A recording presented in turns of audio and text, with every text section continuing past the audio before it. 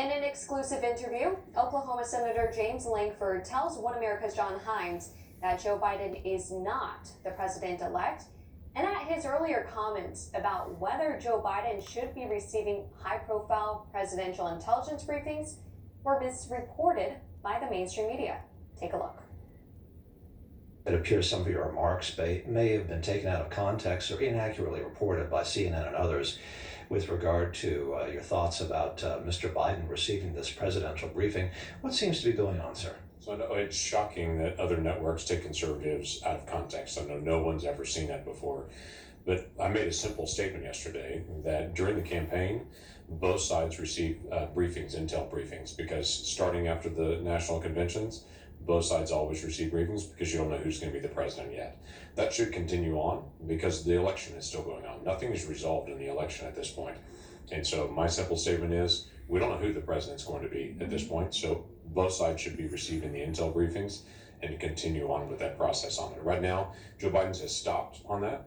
I just think the election's not resolved one way or the other. So let's keep that going. But Joe Biden is certainly not a president-elect as he's been declared by a lot of the different networks on it. He's a candidate and we're still counting votes. So my understanding is there was something about a Friday deadline. Is that still the case, and what's that about? So a lot of people misunderstood this because they weren't doing their research and their background on it. GSA starts declaring how they're going to handle transitions on this. This is something that this government entity determines. Their first day they could do that is this Friday. I would be shocked if GSA opened up all the doors to Joe Biden and said, yes, we're going to recognize you as the next president, because states are still counting. We're still doing recounts. There's lots of things to still be known. So I'm going to engage with GSA on Friday and to say, okay, you're not going to determine today. What's your process? The Committee on Law has oversight of GSA. And so I engage with them like I do every other committee and say, how are you going to make decisions? What's your process going to be? I do think there's a national security issue that if you do an intelligence briefing for people, you get them ready to be able to make the hard decisions. And if we're not preparing both of them at this point, I think we are making a national security mistake to be able to do that. But I think the president should continue to be able to press his case because I think he's got lots of outstanding votes that have not been counted yet.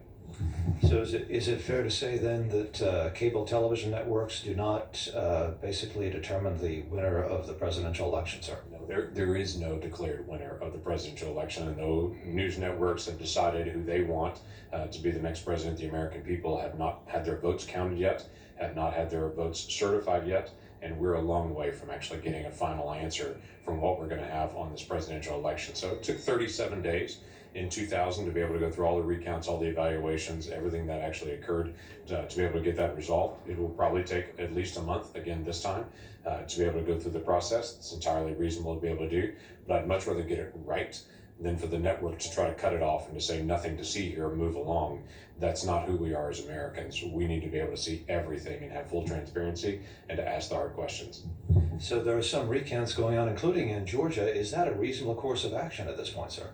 It is actually. There were some questions about how the software was managing different ballots at this point, whether it was being consistent on there. The best way to resolve that is to do a hand recount, and they're going to do a hand recount in Georgia on every single ballot. All 5 million ballots are going to go through a hand recount.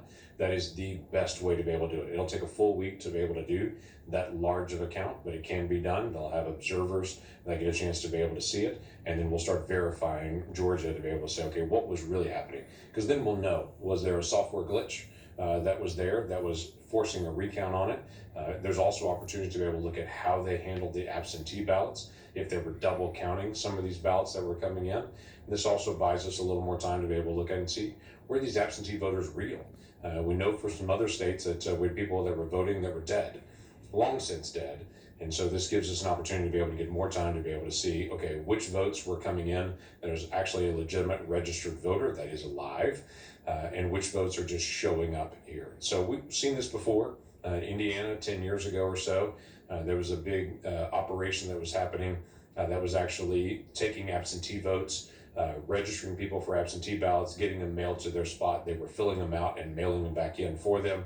It's a huge operation that we had, I think, about 10 people that pled guilty to that operation when it was said and done. So absentee votes, mail-in votes can be manipulated. We've seen that before. This is the right time to be able to answer the questions right now. Senator James Lankford, thank you for talking to us on One American News, sir. Thank you. It's good to get a chance to see you again.